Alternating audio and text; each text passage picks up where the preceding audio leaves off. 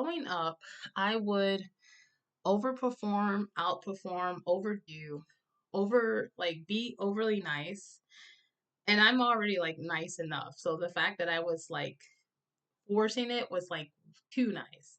But I did these things when I was young because I've had a I've I've been in lots of situations where I was the bad guy. I've always was made to feel like the good things I did weren't enough, and that like, and even in the media and in movies and stuff, women that look like me were always the bad guy, you know. And on this platform, there's so much content that vilify Black women and make us the villain. Like we're always the ones, the unambiguous, you know, notably Black women. We're often the bad guys in the show and the movies on YouTube. I literally spend my life just minding my business. But in my life, I've had people um not value the hard work that I put in because eventually I'm gonna stir the pot, and hurt you with my black voodoo.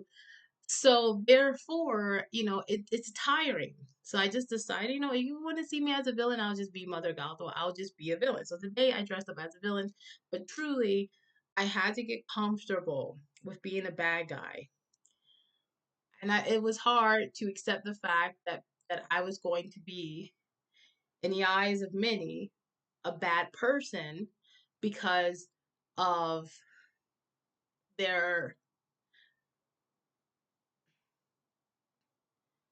unreasonableness and ignorance. It has nothing to do with logic. No, these a lot of the people that vilify women that look like me don't know us personally.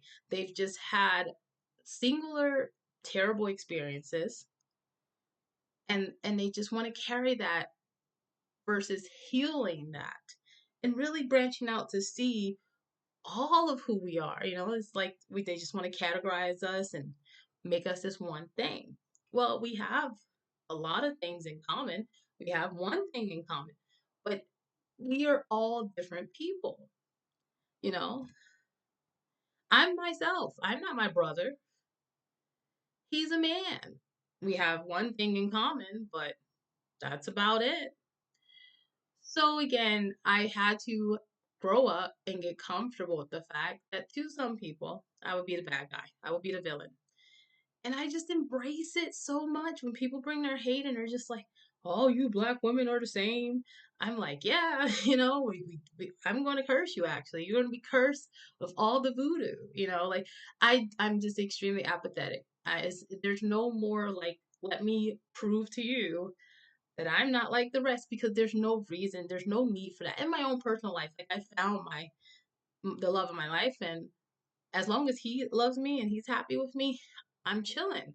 But I did have this chip on my shoulder, I guess, or this way about me where I wanted to prove to the public that, I'm nice and I'm worthy.